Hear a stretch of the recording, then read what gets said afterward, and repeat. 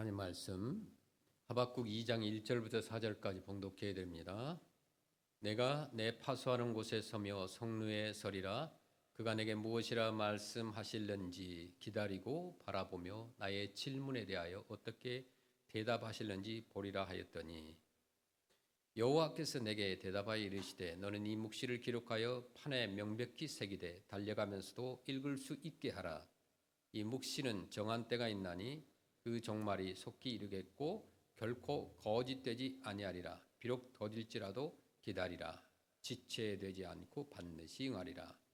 보라, 그의 마음은 교만하며 그 속에서 정직하지 못하나 의인은 그 믿음으로 말미암아 살리라. 아멘.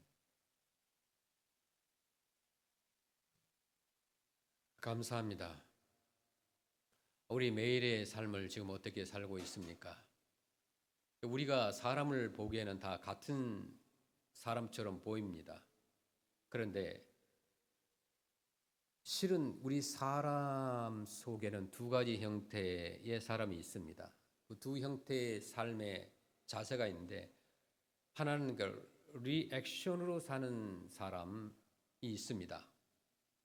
또 하나는 그 리스판스로 사는 사람이 있습니다. 그러니까 반사적으로 사는 부류와 또 응답적으로 사는 부류가 있다고 말할 수 있겠습니다. 이를테면은 우리가 아주 복잡한 장소에 어제 같은 경우도 마찬가지였지만은 또 성탄절 선물을 쌀 때 우리가 너무 바쁘고 사람이 많으니까 발을 밟는 경우도 있었습니다. 우리가 복잡한 곳에 가서 발을 내가 모르고 상대의 발을 밟았다고 한번 생각해 보십시다. 어떤 사람은 그때 밟힌 사람은 상대방을 훑어보면서 화를 내겠죠. 그리고 욕을 하는 사람도 있을 것이고 아주 반사적으로 나오는 사람이 있습니다. 또 한편으로는 응답적으로 사는 사람은 물론 밟힌 발이니까 아프지만은 바로 화를 내지 않고 욕하지 않고 참습니다. 저 사람이 모르고 나를 밟았겠지. 또 사람이 너무 많으니까 바쁘니까 밟았겠지. 그러면서 그 사람의 실수를 용서할 수 있습니다. 내가 아프다고 얼굴을 찡그리면서 저 사람의 마음이 괴로울 것이다, 미안스럽고 무안할 것이다 라고 생각하고 웬만하면 참고 견디는 사람이 있습니다. 정말 아파서 못 견딜 경우에는 혼자 신음하면서 이렇게 끙끙 앓고 있으면 밟은 사람이 미안해가지고 금세 와서 괜찮냐고 이렇게 말하기도 합니다. 좀 더 신사적인 사람은 여기 한마디 더 붙이죠. 상대가 나를 밟았으면 미안해하니까 저도 가끔 남의 발등을 밟기도 합니다. 미안하지 마세요. 괜찮습니다. 이렇게 얘기합니다. 그 미안해야 할 사람 마음부터 생각하면서 오히려 피해자가 가해자를 위로한다는 말씀이죠. 크리스찬인 저와 여러분은 이 두 가지 타입 중에 어느 쪽에 속하는가? 만일 전자처럼 산다면 저와 여러분은 회개할 것이 많습니다. 또 반사적으로 사는 사람은 결국 감각적으로 사는 거예요. 그러니까 이 사람이 이것을 말하면 저렇게 말하고 그냥 바로 즉각 반응이 나오는 사람도 있습니다. 보이는 대로 생각하고 들리는 대로 판단하고 느끼는 대로 행동합니다. 사랑받으면 사랑하고 미움받으면 미워하고 맞으면 때리는 식의 이 반사적인 행동, 반사적인 생각으로 살아가는 인간 유형이 있다는 거죠. 그러나 응답적인 사람은 모든 것을 깊이 생각하면서 믿음으로 행동을 합니다. 영국 속담에는 이런 말이 있습니다. 믿음이 없다는 것은 곱비 없는 말과 같다. 이렇게 얘기합니다. 말을 길들이기 위해서는 가장 먼저 말의 턱뼈, 그냥 입을 완전히 묶어버립니다. 그래서 막아버리고 이 말을 조종할 수 있는 키는 유일하게 곱비밖에 없어요. 곱비가 그 머리를 조인 다음에 꼼짝 못하게 해야 말을 듣습니다. 그래서 곱비를 잡아챌 때마다 턱뼈가 얼마나 아프겠습니까? 이제 그게 훈련할 때부터 계속 들어와 있어요. 그냥 트라우마로 바뀌어 있어요. 그래서 말 곱비를 주인이 사람이 어린 아이가 잡기만 해도 말은 고통을 느끼지 않기 위해서 순종하고 따라가는 걸 볼 수 있습니다. 어쨌든 말 곱비는 말에게 있어서는 굉장히 거추장스럽고 또 고통스러운 짐이 될 수 있어요. 그러나 또 한편으로 생각하면 그 곱비가 말을 인도하는 거예요. 자기가 전혀 모르던 길도 그 곱비에 끌려가다 보면 어느새 말들이 먹을 수 있는 푸른 초장이 나타나게 됩니다. 그래서 그 곱비가 잡아 끄는 대로 가다 보면 그곳에서 영광을 얻을 수가 있는 거예요. 말이 곱비의 인도를 받듯이 믿음을 가지고 산다는 것은 우리 크리스찬에게 있어서 너무나 중요하다는 거죠. 아마도 가장 행복한 사람은 누구일까라는 질문에 이렇게 대답할 수 있어요. 믿음으로 사는 사람이다. 믿지 못한 사람은 얼마나 불행한지 몰라요. 가장 불행한 사람은 믿음 없이 사는 사람이다. 많은 사람 느껴요. 세상에 믿을 사람 아무도 없다고 생각하는 사람, 전혀 믿음을 가지지 못하고 사는 그러한 사람이 너무나 많다는 거죠. 이해하죠? 그렇게 말하는 사람들 너무나 많아요. 믿을 사람 아무도 없다. 우리가 어렸을 때 누구를 믿었어야 됩니까? 부모를 믿어야 돼요. 만약 부모를 어린아이가 전적으로 믿지 못한다면 그 아이는 정말 불행할 거예요. 어렸을 때는요, 어머니가 크다 하면 큰 거고 작다 하면 작은 거고 어머니가 좋다 하면 좋은 것이고 나쁘다 하면 나쁜 거예요. 믿을 수 있어야 되는 거죠. 부모의 말을 온전히 믿을 수 있을 때 그 어린아이들은 행복한 시간이 되는 거예요. 정상적으로 자라나는 아이가 되는 겁니다. 부모를 믿는 단계에서 좀 더 크면 어떻게 돼요? 학교로 가면 스승을 믿어야 돼요. 유치원부터 대학에 이르기까지 나를 가르치는 선생님을 못 믿고 공부를 한다면 그 학생은 얼마나 힘들겠어요. 학생은 선생님의 말씀을 전적으로 믿을 때에 가르쳐주는 것을 믿고 따라갈 때 행복한 거예요. 나아가서 우리는 삶을 살 때 친구를 믿어야 되고 나중에는 우리 또 자녀들도 믿어줘야 됩니다. 사랑하는 사람을 믿지 못하고 자녀를 믿지 못하면 얼마나 불행하겠습니까? 우리가 미국에 살면서 없어서는 안 되는 필수적인 것이 있다면 자동차일 것입니다. 누구에게나 개인적으로 하나씩 있어야 돼요. 한 대는 있어야 돼요. 그런데 우리가 운전하고 가다 보면 신호등이 있습니다. 그 신호등이 빨간불일 때는 서야 되는 거예요. 그 신호등 교통법규를 믿어야 돼요. 만일 믿지 못한다면 여러분은 한 발자국도 앞으로 나갈 수가 없습니다. 그 믿는다는 것이 얼마나 중요합니까? 믿음이 용기를 주고요, 담력을 주고 지혜를 주는 거예요. 여러분, 믿음의 힘의 소재가 어디에 있습니까? 그 근거가 어디에 있습니까? 어떤 몇 푼 안 되는 돈에 있을까요? 아니면 작은 나의 지식에 있습니까? 아무 쓸모도 없고 가치도 없는 만신창이가 된 지나간 경험에 있는가? 무엇이 여러분에게 믿음의 힘을 주고 있는가 묻고 싶습니다. 세상에요, 어떤 것도 여러분에게 담대함을 주지 못합니다. 재물도요, 명예도 지식도 그 어떤 것도 인간을 담대하게 하지 못하는 거예요. 오직 믿음밖에 없다는 거예요. 믿음 없이는 아무런 가치도 성립할 수 없기 때문입니다. 그런데 이 믿음에는 두 종류가 있다고 합니다. 신학적인 용어인데요, 하나는 율법적인 신앙, 또 하나는 은총, 은혜적인 신앙입니다. 믿음이라고 하면은 먼저 하나님의 공의와 심판과 율법을 믿는다는 거예요. 그래서 죄의 값은 뭐라고 했습니까? 사망이다 그랬어요. 심는 대로 거둡니다. 내가 남을 속였으면 나도 속아야 돼요.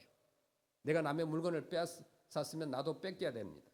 내가 부모님께 불효했으면 내 자녀들이 나에게 불효할 것은 당연한 거고, 내가 남에게 말을 함부로 하고 불친절하고 괴로움을 주면 나 또한 괴로움을 당하는 것은 뭐 당연한 거죠. 이것을 믿어야 돼요. 나는 남을 악하게 대했으면서 선한 대접받기를 바라는 것은 신앙이 아니라는 거예요. 율법적인 신앙, 하나님의 공의에 대한, 하나님의 의에 대한 확고한 신앙을 지니고 살아가는 것이 하나고, 또 하나의 신앙은 뭐냐면 은총적인 신앙입니다. 우리가 율법만 가지고는 살 수가 없어요. 이제 하나님의 은혜와 약속과 사랑을 믿습니다. 오늘 내가 사는 것이 십자가의 은혜 덕분인 줄로 믿습니다. 내가 오늘요, 하나님의 자녀가 된 것도 예수님께서 나를 위해서 십자가의 보혈을 흘려 주셨기 때문에 내 공로가 절대 아니라는 거예요. 내가 구원받은 것은 하나님의 전적인 은혜라는 거예요. 하나님의 은혜와 긍휼이 너무 커서 내가 여기에 있다고 과거에 주신 은혜를 깊이 감사할 뿐만 아니라 앞으로도 그렇게 믿는 겁니다. 아무리 수백 번요 맹세를 한다고 해도 내가 반드시 진실하게만 살고 선하게만 살고, 또 이제부터 아름답게 산다는 보장이 없어요. 우리는 매 순간 실수하고 넘어지고 또 넘어지고 실수하고 그렇습니다. 그거 인간이에요. 그래도 내가 하나님과의 원수 되었을 때 하나님께서 나를 사랑하셨습니다. 내가 죄인 되었을 때 나를 구속하신 하나님이 계십니다. 내가 엄청난 불의의 길을 갈 때 그 길을 가로막으시고 강한 힘으로 나를 인도하신 하나님의 사랑이 있다는 것을 믿길 바랍니다. 그 힘이요, 그 사랑이 나를 붙들고 있기 때문에 앞으로도 나를 붙들어 주실 것이라고 든든히 믿는 거예요. 이것이 은혜입니다. 은총의 신앙이에요. 진실한 크리스찬들의 고백이고 우리 신앙의 실천인 것입니다. 하나님의 약속과 사랑을 우리는 분명히 믿고 안심한 거예요. 내가 나를 못 믿어도 하나님은 믿습니다. 가끔 여러분 생각해 보셨어요? 자기 자신을 못 믿을 때가 있잖아요.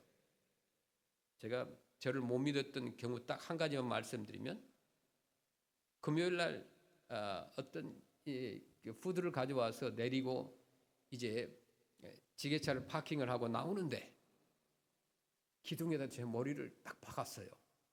아니, 그렇게 큰 기둥, 그 넓은 공간에 하필이면 뒤돌아서서 나오는데 기둥에게 정면으로 그냥 인사를 하면서 그냥 박았어요. 기둥이 무너지나 내가 무너지나. 얼마나 바보스러워. 나를 못 믿겠어요. 그냥 내 의지, 내 결심을 믿을 수 없으나 하나님의 사랑의 약속만을 내가 분명히 믿고 있는가, 이것이 은혜의 신앙인 줄로 믿습니다. 여러분, 그걸 믿으셔야 돼요. 나는 못 믿어도 하나님을 믿자는 거죠. 율법적 신앙은 과거를 통하여 오늘과 내일만을 봅니다. 그러나 은혜의 신앙을 가진 사람의 마음은 저 앞에 있는 축복의 약속, 거기에 뿌리를 받고 있다는 거예요. 오늘 본문에 보니까 하박국 선지자의 질문과 고민이 있습니다. 그 이스라엘 역사를 쭉 살펴보면은 바벨론 포로라고 하는 엄청난 민족적 순환이 있었습니다. 그 순환의 직전 상황 가운데서 하박국 선지자의 이 메시지가 오늘 성경에 기록되어 있는 말씀이에요. 거기에는 좀처럼 풀리지 않는 수수께끼가 있었습니다. 이 하박국 1장부터 쭉 이어져 내려오는 이 문맥을 살펴보면은 여기에 그의 큰 질문이 있습니다. 하나의 질문은 이것인데요. 하나님, 이 죄악 세상을 왜 보고만 계십니까? 저렇게 악한 사람들은 망해야 되지 않습니까? 오늘날 우리 크리스찬들 살아가면서 이 질문을 우리도 하잖아요. 저 거짓말하는 하는 사람들, 나쁜 사람들 당장 벌받게 해야 되지 않습니까? 그렇게 물을 때가 있잖아요. 이 죄악된 세상을 왜 내버려 두십니까? 왜 침묵하고 계십니까? 그게 첫 번째 질문이었어요. 두 번째 질문은 좀 더 심각한데, 이 죄악 세상을 심판하심에 왜 의인을 통하여 벌하시지 않고 더 악한 자를 통하여 벌하시는 것입니까? 이제 하박국 선지자에게 이러한 질문이 나오게 된 배경을 보면 우리가 이해되죠. 구체적으로 말해서 이스라엘은요, 지금 이스라엘이라는 나라와 백성들은 지금 타락의 길을 걷고 있습니다. 예루살렘의 도시는 죄악의 도시였습니다. 정치적으로, 종교적으로, 도덕적으로 완전히 타락하여서 이대로는 견딜 수 없는 죄가 가득한 상황입니다. 그래서 에레미야 5장 1절 하나님께서 말씀하시죠. 너희는 예루살렘 거리로 빨리 다니며 그 넓은 거리에서 찾아보고 알라. 너희가 만일 정의를 행하며 진리를 구하는 자를 한 사람이라도 찾으면 내가 이 성읍을 용서하리라. 아멘. 이렇게까지 말씀하시는 까닭이 뭘까요? 예루살렘이 지금 죄악으로 가득 차 있다는 거예요. 이제 망할 수밖에 없습니다. 이 답답한 사정을 보면서 하박국이 하나님 앞에 호소합니다. 이 죄악된 성이 앞으로 어떻게 됩니까? 그런데 더 놀라운 것은 북쪽에 있는 바벨론, 이 바벨론에는 그 당시에 아주 악한 왕인 느부갓네살이라고 하는 포악한 왕이 살고 있었습니다. 그가 지금 온 땅을 점령하고 있습니다. 급기야 예루살렘 성을 향하여 군사를 이끌고 지금 내려오고 있습니다. 이제 머지않아 이스라엘 백성들이 살고 있는 예루살렘 성이 함락되고 말 것입니다. 이러한 상황을 보면서 하박국은 묻는 거예요. 지금 하나님, 예루살렘 성도 죄가 많지만은 저 느부갓네살은 더 악하지 않습니까? 저런 것을 그냥 내버려 두십니까? 느부갓네살은 악할 뿐만 아니라 교만했습니다. 느부갓네살의 위협이 다가올 때 이스라엘 정치가들은 어찌했습니까? 공의를 세울 생각은 하지 않고 애굽의 원정을 청했습니다. 뇌물까지 보내면서 애굽에 청을 보내서 도와달라고 호소합니다.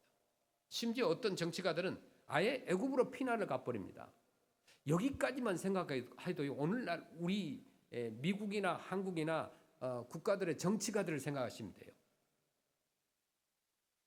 하나님을 의지하라. 하나님을 의지하면 구원받는다라고 외침이 있는 것을 느부갓네살이 엄청난 회방을 합니다. 용서받지 못할 망언을 합니다. 뭐라고 이렇게 저주하느냐면요. 느부갓네살이 어떤 하나님이 네 손에서 너희를 건질 것 같으냐? 네가 하나님이 살아계시면 너희를 건질 것 같으냐? 그러면서 저주하고 악담하는 거예요. 느부갓네살이 이처럼 교만을 부리는데도 불구하고 바벨론의 세력은 점점 더 커져가기만 합니다. 그래서 하박국은 고민하는 거죠. 왜 하나님께서 이스라엘 이대로 내버려 두시는 건가? 왜 저 악한 느부갓네살로 이스라엘을 유린하게 하시는가? 이 두 가지 하박국의 고민이 있습니다. 그런데 이보다 더 큰 고민이 있습니다. 하박국 선지자가 아무리 목이 터져라 예루살렘 거리를 돌아다니면서 백성들에게 외쳐도 이스라엘 백성들이 지금 자기가 무슨 죄를 짓고 있는지도 모르고 회개할 줄 모른다는 거예요. 오늘날하고 똑같아요. 하나님께로 돌아와라 그리하면 살리라고 해도 아무도 돌아오지 않습니다. 하박국의 마음은 막 답답하고 괴로웠어요. 가슴이 터질 것만 같습니다. 이런 가운데 하나님 앞에 질문합니다. 오늘 본문에 있는 대로 나의 질문에 대하여 어떻게 대답하실는지 보리라 하고 이제 성루에 올라가 기다립니다. 이제 하나님께서 대답을 하시죠. 하박국 2장 2절에 이렇게 대답하십니다. 여호와께서 내게 대답하여 이르시되 너는 이 묵시를 기록하여 판에 명백히 새기되 달려가면서도 읽을 수 있게 하라. 3절에 이 묵시는 정한 때가 있나니 그 종말이 속히 이르겠고 결코 거짓되지 아니하리라. 비록 더딜지라도 기다리라. 지체되지 않고 반드시 응하리라. 아멘. 그러니까 하나님의 그 응답을요 새겨가지고 성문에다 붙이라고 하는 거예요. 하나님의 대답은 두 가지로 요약할 수 있습니다. 하나는 정한 때가 있다는 거예요. 정한 때가 있다. 종말이 속히 이를 것이다. 더딜지라도 기다리라. 하나님의 정한 때가 있다. 그래서 기다리라. 이것이 첫 번째 하나님이 하박국에 주신 메시지였어요. 지금 급해 죽겠는데 하박국은 지금 당장이라도 적들을 물리쳐야 되는데 주님께서 응답은 기다리라는 거예요. 여러분 하나님께는 정한 때가 있습니다. 이제 아무 두려움 없이 기다리면 되는 거예요. 그 알프레드 플러모라는 분이 이런 명언을 했어요. 선을 악으로 갚는 것은 악마적이다. 선을 선으로 갚는 것은 인간적이다. 그러나 악을 선으로 갚는 것은 신적이다. 그렇게 얘기를 했어요. 하나님께서는 악을 선으로 갚기 위하여 때를 늦추신다는 거예요. 그분의 지혜와 능력에 따라서 정한 때가 따로 있습니다. 그 시간이 아무리 더디게 느껴질지라도 우리는 어떻게 해야 돼요? 기다려야 돼요. 반드시 그때가 올 것입니다. 칼빈은 신학자였죠. 그분의 그 많은 저서 가운데서 그 신학적인 용어 가운데서 성도의 견인이라는 말이 있습니다. 그러니까 하나님의 말씀으로부터 시작해서 믿음으로 의롭다함을 얻는 교리를 설명하고 마지막으로는 성도의 견인을 말하는데 이것이 이제 칼빈주의, 칼빈 신학의 절정이죠. 그래서 하나님의 인내하심이 있으므로 이 인내를 믿는 성도는 인내할 수 있다고 전제합니다. 하나님의 참으심의 뜻을 아는 사람은 그 믿음 안에서 나도 참을 수 있다 하는 것입니다. 목적 없이 고난당하게 하실 하나님이 아니라는 거예요.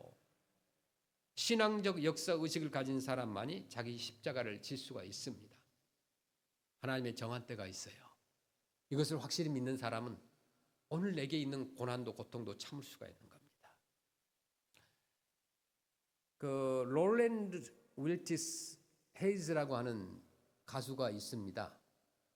굉장히 오래된 가수인데 지금도 이렇게 유튜브에 찾아보면 미국의 흑인 가수인데도 그 목소리가 오늘날 성악을 한 그런 분들 목소리가 좀 특이한 그런 목소리입니다. 이분이 불렀던 노래가 가운데 가장 유명한 곡이 어떤 곡이냐면요. 우리가 너무나 잘 아는 곡인데 Go Down Moses 1922년에 나온 거예요. 지금도요. 영화나 뭐 드라마 이런 곳에 이 찬양이 나옵니다. 이 노래가 나옵니다. 찬양곡으로도 다 편곡이 돼 있어요. Go down Moses, let my people go. 찬양을 해요. 제가 끝까지 다 불러드릴 수 없어요. 시간이 없어서. 부를 줄은 아는데 여러분 나중에 한번 들어보시고 그래요. Let my people go, go down Moses. 그러면서 굉장히 감동이 있어요. 이분 흑인 가수입니다. 흑인 가수니까 얼마나 1922년 그 무렵에 얼마나 많은 인종차별이 있겠어요. 근데 이 흑인 가수가 너무나 노래를 잘하니까 감동적으로 부르니까 독일에서 초청을 해가지고 베를린에서 독창회를 가졌습니다. 이 독창회에 모여든 사람들은 보니까 하나같이 다 백인들이었어요. 그런데 이 헤이즈가 노래를 부르려고 할 때에 누군가가 소리쳤어요. 저 회중 속에서. 나는 흑인의 노래는 들을 수가 없다. 막 욕설을 하면서 물건을 던지면서 헤이즈를 쫓아내려고 했어요. 얼마나 치욕스러운 일입니까?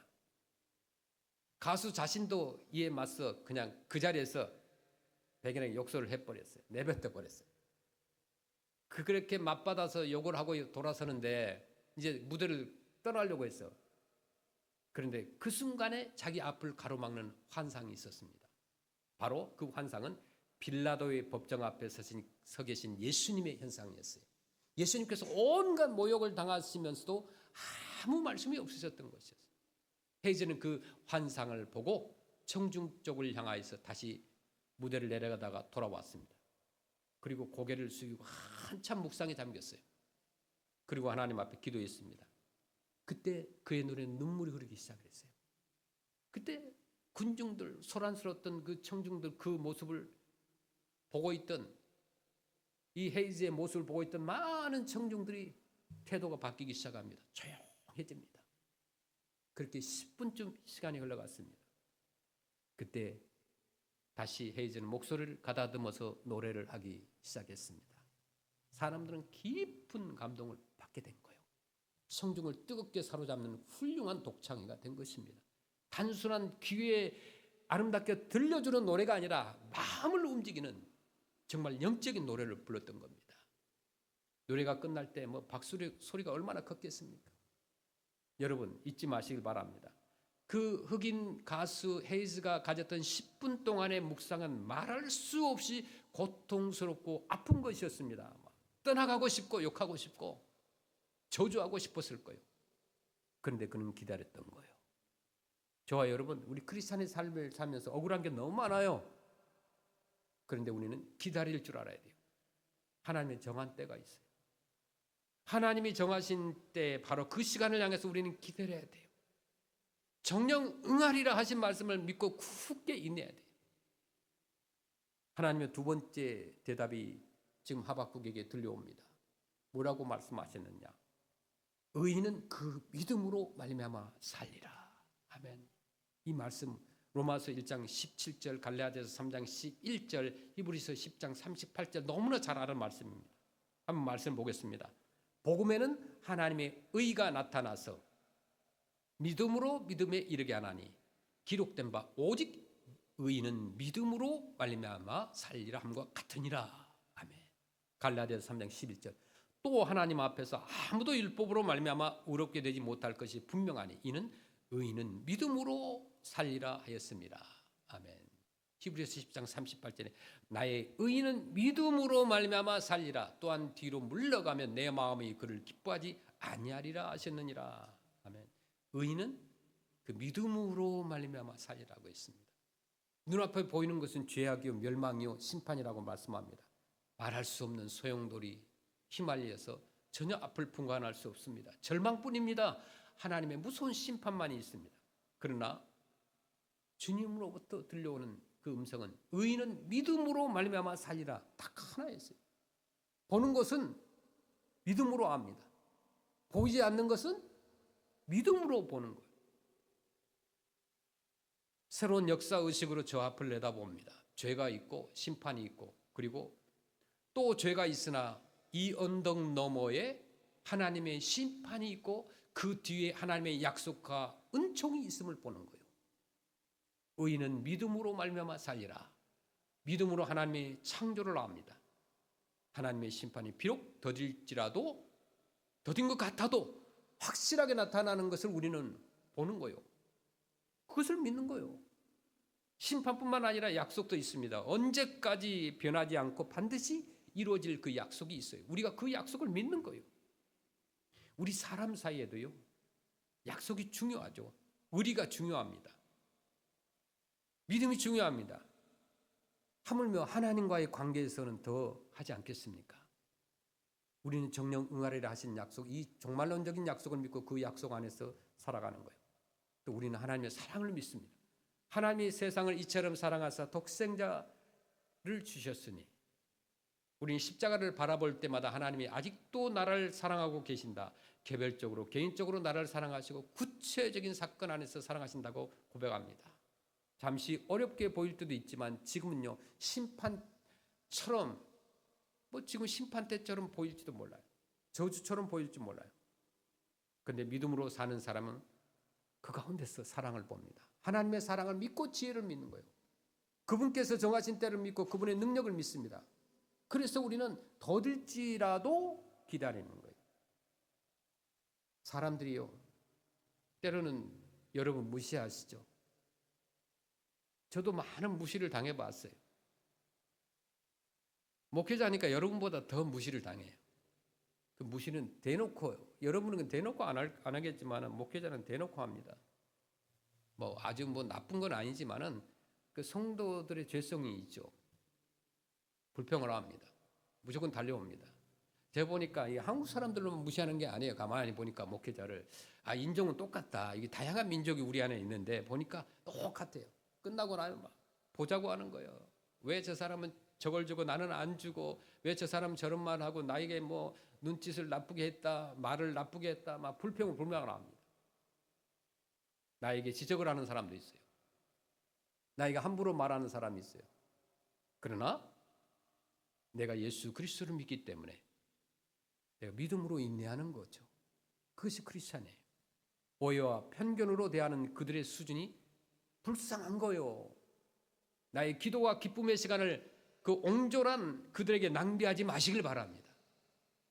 나를 무시해도 그냥 그렇습니까? 그냥 넘어가시길 바랍니다. 죄 사함을 받았느니라고 하신 말씀을 믿고 내게 주리라, 내 손에 붙였느니라 하신 약속을 믿기에, 하나님의 크신 능력과 지혜를 믿기에 그 믿음에서 나오는 힘으로 담대하게 우리는 살아갈 수 있는 줄로 믿습니다. 에모스는 이렇게 얘기를 했어요.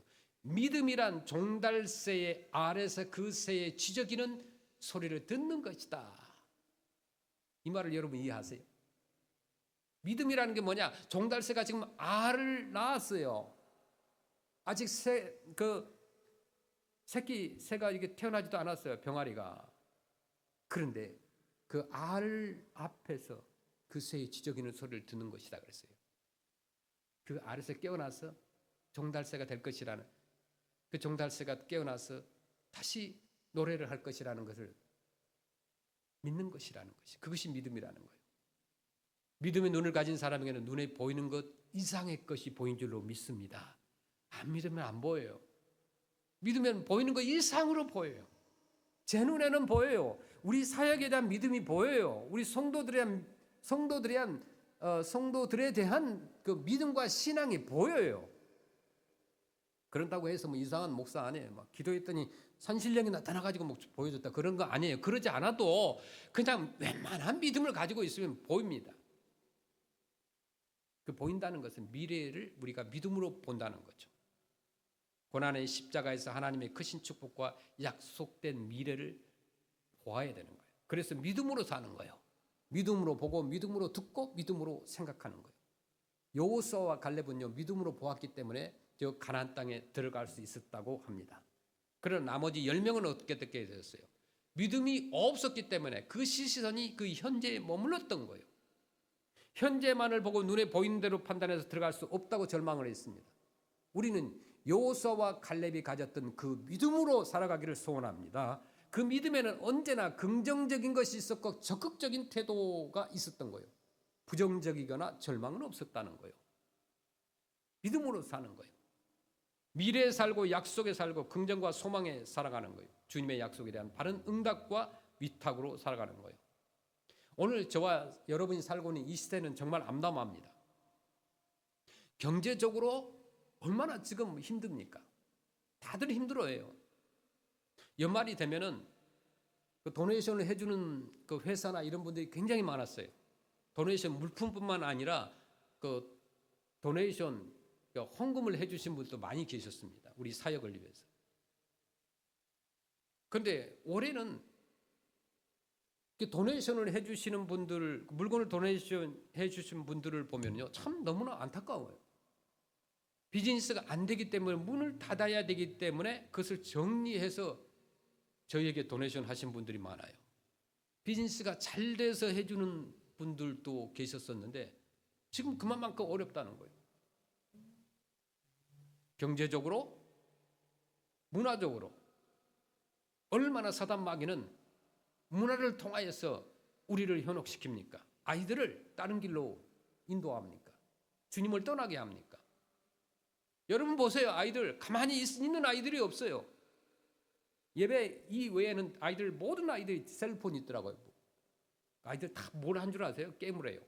아니 심지어 우리 지금 청년들이 픽업을 하고 있는 동안에 차 안에서 뭘 하느냐? 게임을 해요. 제 옆에서 게임을 해요. 나 저기 랭킹 넘버 1이다 2다 뭐 이렇게 얘기를 해요.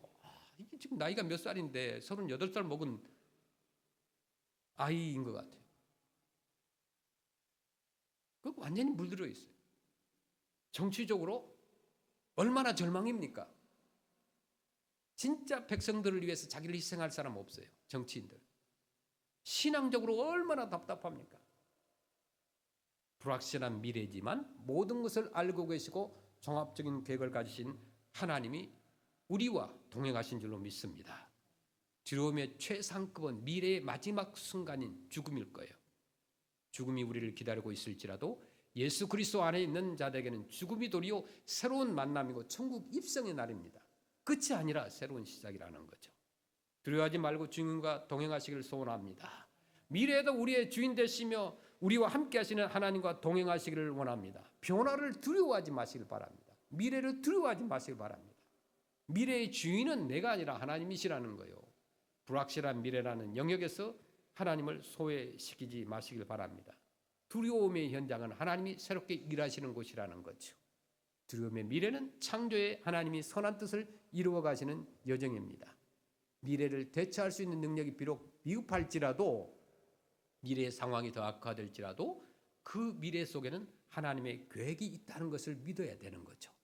확실한 뜻과 계획을 가진 하나님이 저와 여러분과 동행하실 줄로 믿습니다. 우리는 지금 이 어두움의 터널을 뚫고 저 언덕 너머에 있는 주님의 약속을 바라보는 크리스찬들이에요. 그것을 바라보아야 돼요. 그래서 뿌리는 거예요.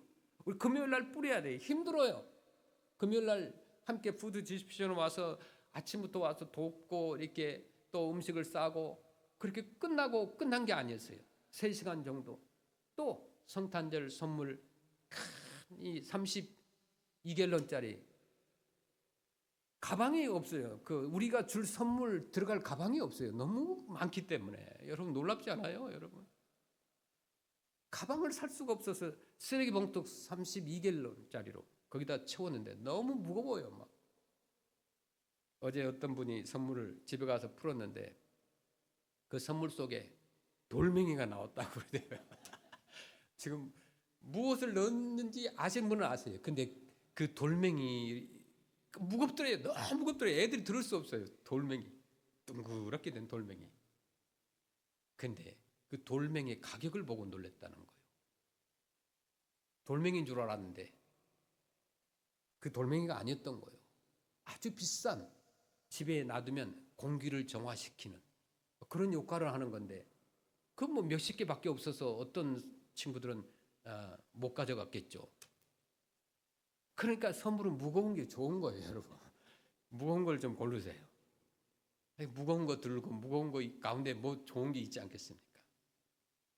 그 집에 가져와서 풀어라 그랬어요. 어제는요, 모든 아이들 어른들 그 백을 줬어요. 그리고 아이들에게는 더 선물을 더 줬습니다. 아이들이 열고 싶어가지고 나갈 때 그냥 이렇게 열어보고 하는 거예요. 그런데 그 32갤런짜리 쓰레기 봉투 속에다 그냥 집어넣고 묶어버렸어요. 애들이 들을 수가 없어요. 그래서 전부 차에다 실어주고 부모님들이 왔어요. 집에 가서 풀어서 어떤 아이들은 막 장난감이 있다 그러고, 어떤 아이들은 돌멩이가 있다 그러고, 어떤 아이들은 뭐 먹을 것이 있다 그러고, 뭐 초코파이가 있다 그러고, 얼마나 막 그 집에 가지고 가서 그 선물을 풀었을 때 그 함성 얼마나 상상을 해보세요. 아이들이 즐거워하지 않았겠습니까? 어른들도 마찬가지. 그 백이 무거워요. 그런데 연세 드신 할머님들이 저걸 어떻게 들고 가나 그랬더니요, 와, 막 그걸 번쩍 어깨에 메고 그냥 종종걸음을 치고 달려가는 걸 보면서 선물의 힘이라는 것은 나이를 초월하는 거구나. 주님이 약속을 바라보시길 바랍니다. 기다리라 그랬어요. 정한 때가 있다고 그랬어요. 예배 못 드리고 도망간 사람이 있어요, 어제. 그분은 속으로 그랬어요. 국물도 없어요. 나가면서 등록하는 우리 학생한테 선물 안 주냐 그러더래요. 그래서 달려왔어요. 목사님, 선물을 달라고 하는데 어떻게 할까요? 일찍 가는 사람은 선물이 없어. 끝나고 나서 예수님이 주실 건데 가면 안 된다고 전해라 그랬더니 그 친구는 6명이 왔는데 그냥 갔어요. 마음은 아팠어요. 누군 줄 알기 때문에 다음에 주긴 할 건데 그래도 약속이 있어야 되잖아요. 기다리는 사람들에게 있어서 풍성한 것을 하나님이 주시는 거예요.